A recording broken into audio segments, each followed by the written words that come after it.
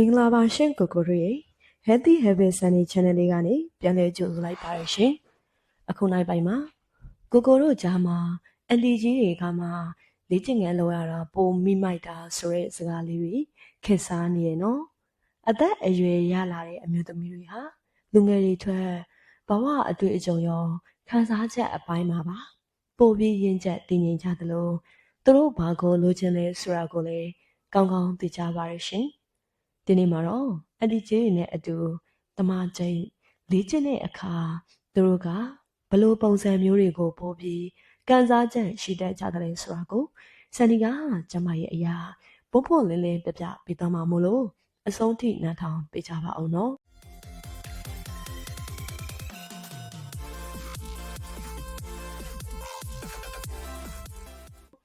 အသက်အရွယ်ရလာတဲ့အမျိုးသမီးတွေအတွက်ခန္ဓာကိုယ်ထက်ပိုအရေးကြီးတာကစိတ်ပါပဲကိုကိုရည်သူတို့ဟာနှုတ်ပြောတဲ့သူတွေလိုမြ мян ဆန်ဆန်ကျမကြီးလေ့ကျင့်လို့စိတ်မပါလာတတ်တာမျိုးရှိနိုင်လို့အတူသမားကျိတ်မလေ့ကျင့်ခင်မှာ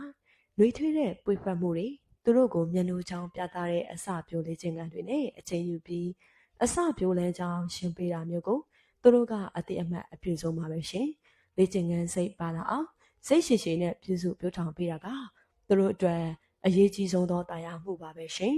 အန်တီကြီးတွေအကြိုက်ဆုံးတမကျိတ်လေ့ကျင့်ခန်းအကွက်တွေကတခုကတော့ပဇွန်တုတ်ကွေးလို့ခေါ်တဲ့ဒဇောင်းပုံစံဒရဇက်လေ့ကျင့်ခန်းပုံစံပါပဲဒီပုံစံဟာ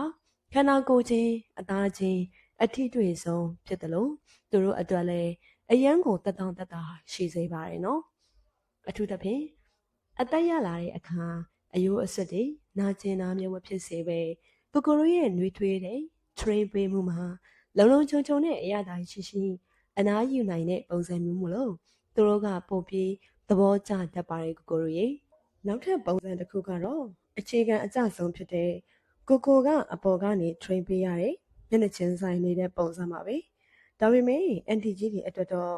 ခါအောက်မှာခေါင်းအောင်အေးအေးလေးခုပေးဖို့လိုပါတယ်နော်ဒီလိုလေးခုပေးထားတဲ့အတွက်ကိုကိုရဲ့ညီလေးကသူတို့ရဲ့အတော်မိုင်းကျမရေးကိုပို့ပြီးထီထီမိမိရှိစေသလိုအကြည့်ချင်းစုံနေတဲ့အတော်လေးပို့ပြီးရင်းနှီးနှွေးထွေးမှုကိုခံစားရစေပါရရှင်ရိုက်ကိုရဲ့အသက်အရွယ်ဆိုတာကိန်းဂဏန်းတစ်ခုပါပဲအပြန်လဲနားလည်မှုရှိရင်ဘလို့အချိန်မျိုးမှမဆိုပျော်ရွှင်စရာကောင်းတဲ့ဆက်ဆံရေးကိုတည်ဆောက်နိုင်ပါတယ်ဆန်နီရဲ့ဗုဒ္ဓတာလေးတွေကိုသဘောကျရင် like and subscribe လုပ်ဖို့မမေ့ပါနဲ့အောင်နော်နောက်ထပ်မှလည်းဘာတွေသိချင်တယ်လဲ comment မှာရေးခဲ့လို့ရပါတယ်ရှင်အားလုံးကိုအရန်ချစ်ပါတယ်နောက်ဗီဒီယိုတွေမှာပြန်လည်တွေ့ဆုံကြမယ်နော်ကိုကိုရေ